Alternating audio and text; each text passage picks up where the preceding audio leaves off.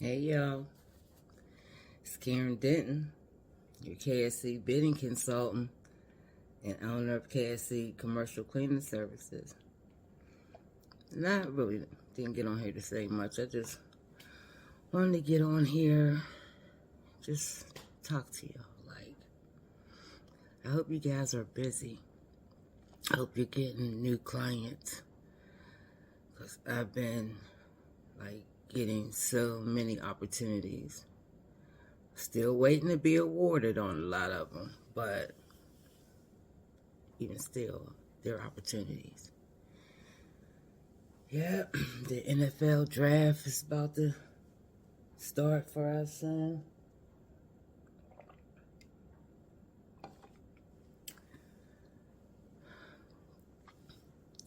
Wish you guys would ask me some questions or something so I can know what you need help with. Because I'm going to tell you, I wish I would have knew to go on YouTube and get some information. I was already 10 years in business by the time I discovered YouTube for learning anything in the cleaning industry. Only thing I ever used to go on YouTube for was to see how to work a piece of my equipment. Never took the time to be on YouTube like that. But I'm going to tell you, it's so much to learn, I'm actually in another growing stage in my business. And it don't have nothing to do with the cleaning. It's the back office stuff. I'm learning so much about those systems for that. Yeah, because I'm climbing out of my mistakes. That's why I'm trying to help y'all not make them, so you don't have to try to climb out of mistakes. Yeah, but I'm hopeful. I'm going to keep pushing till I get to the other side. That's all I know. That's all I know. So, yeah, I really didn't have nothing to say. Yeah. Think about some things that been coming up that contractors don't know. Well, first, and this is first, don't start a job and you don't have no way to invoice to get your money. Let me start with that. Yeah, you'd be all excited to get the job, but if you don't have no way of getting your money, invoicing, you need documentation. Yeah, they can write you a check, but you need documentation. And then you got to at least keep those records of receivables and stuff. You need to keep a track of that. So that's one thing. And then too, I see a lot of contractors business owners, I'll say. Business owners going after huge contracts. Going after huge contracts. They don't have no contracts. So how you gonna manage a large contract if you don't have you've never even successfully worked any contracts? And then too, don't be scared. Don't be so scared. Just do it. If you see an opportunity and you want it, just go for it. I don't care if if this is your first contract or not, you'll figure it out. But you don't want to go after, I'll say, don't go after no city government contracts that you need people and you're not in position for, because you don't want to get in a position or get with a company that you'll have a bad reputation. So you don't want to do that. And small is good when you first starting out, because you can do them yourself. You do them yourself and learn the business.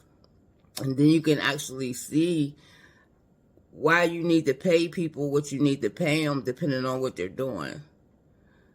But yeah, you just gotta see what this is like. I mean, everybody's talking about the middleman and stuff, but in this commercial space, you need to at least know what it's like and build some relationships with your clients, because you're not there yet. Now, when you got some time in, you're branded and people know who you are, then you can do all that. But at the beginning, you want to just build relationships, and you want to get in the door, because you can always grow with people. So don't minimize the small accounts. Don't minimize that, because I still got some of my very first clients, I still got 15 years later. I still have them. So don't knock that. And then I've had multiple different companies take me with them. You grow with companies, so you got to have a strategy to it. You just want to get a contract and you're going for stuff that you're not even in position to get. You got to be realistic. And if you want those things, get in position. And then, this is another one just came to mind. Do not take no contract and you don't have no insurance. Please don't do that. Anything can happen. You'll be paying instead of making money. Do not do no work uninsured. Yeah, don't do that. Don't do no work uninsured.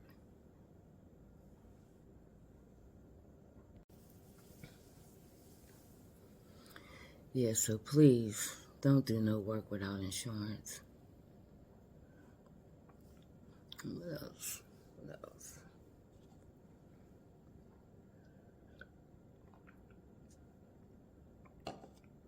I lost 1 pound so far.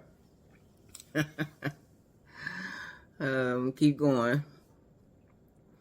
Yeah, I had an incident yesterday where my van, when we were leaving the project, my daughter had the van, had my car. In her travels, the van park brake locked. She couldn't move the van. So I had to go to her, see if maybe she did something wrong, I could do it. And I got there and turned out I couldn't do it. And we called our mechanic, and he said it might be I think it's a caliber or something. Or something with a C. And so now the van's in the shop. We had to get it towed to the garage, and I ain't get no call today, so it's not done.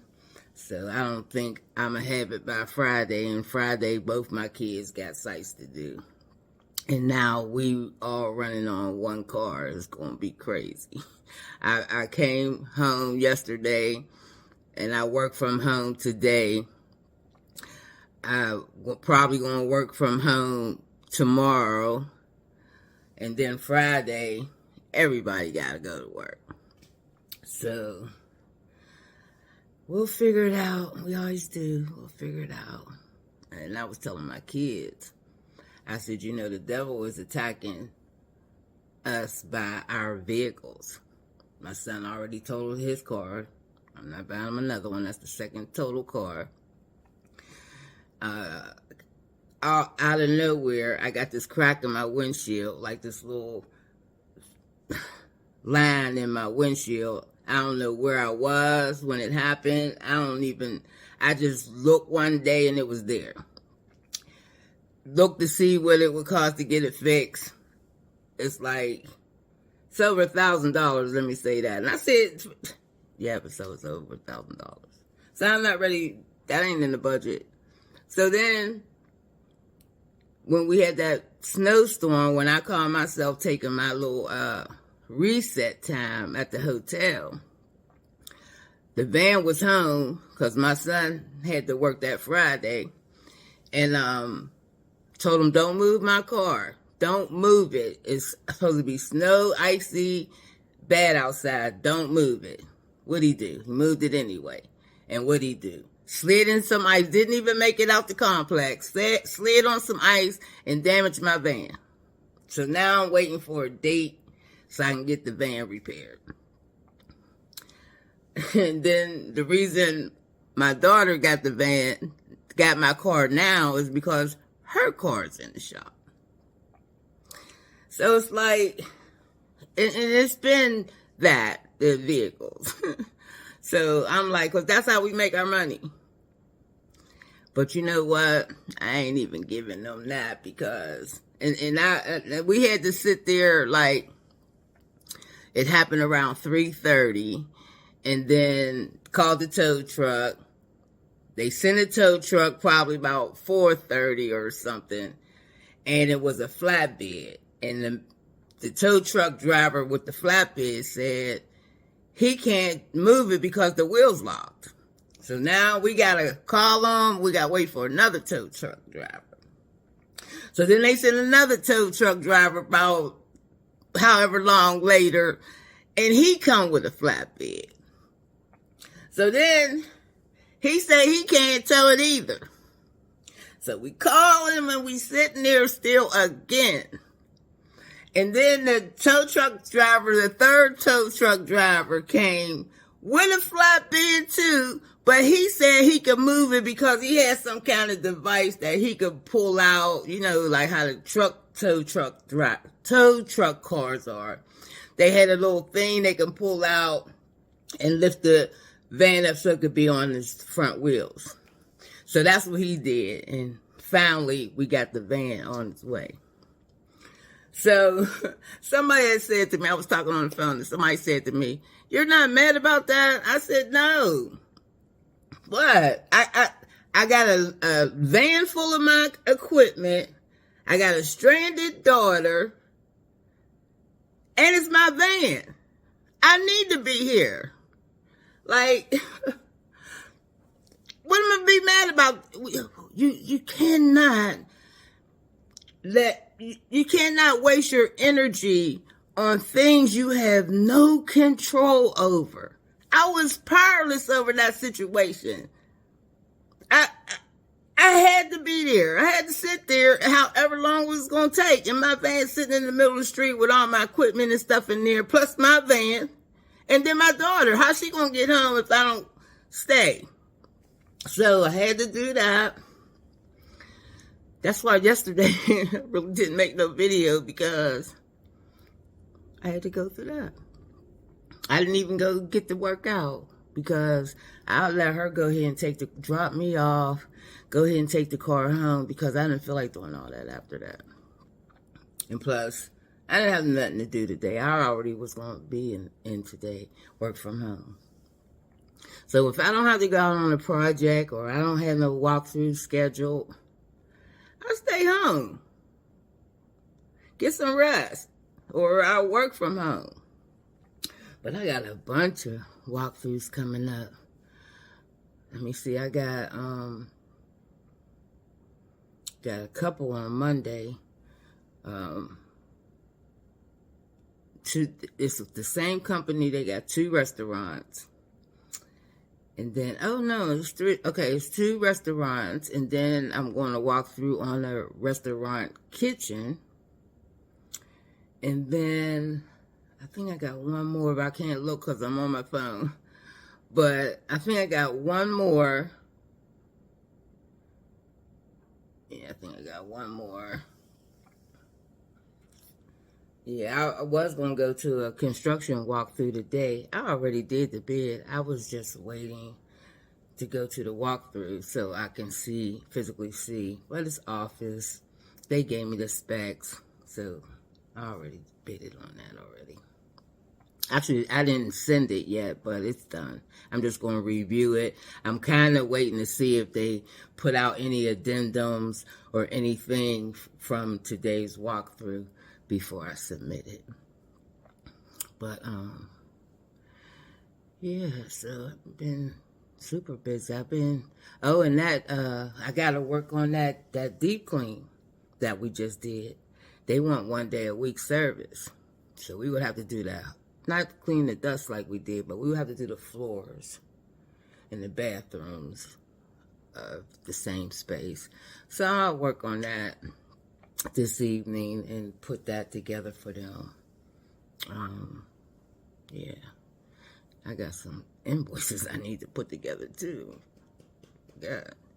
But, yeah, so I hope you guys are doing well. I hope you guys are getting some guidance from somebody.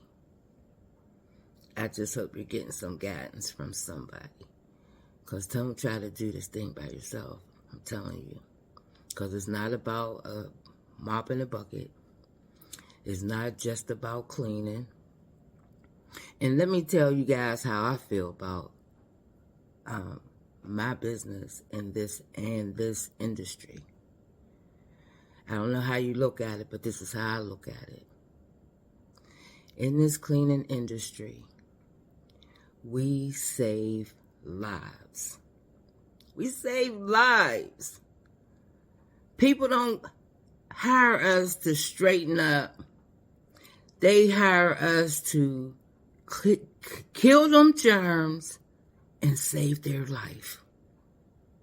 And the only way you're going to save their life is to clean, kill them germs. So that's my mission for why I do the cleaning industry. Being a 4-time brain aneurysm survivor, I know the importance of the environment and what it could do for your health.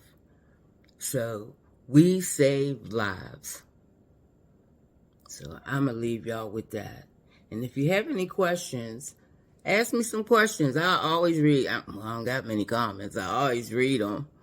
And then, too, subscribe to my channel. If you follow me, subscribe to my channel. If I can get to 1,000 subscribers, I can go live. But I can't go live at this point. So, help a sister out, y'all. All right, I'll talk to you guys later. Have a blessed day.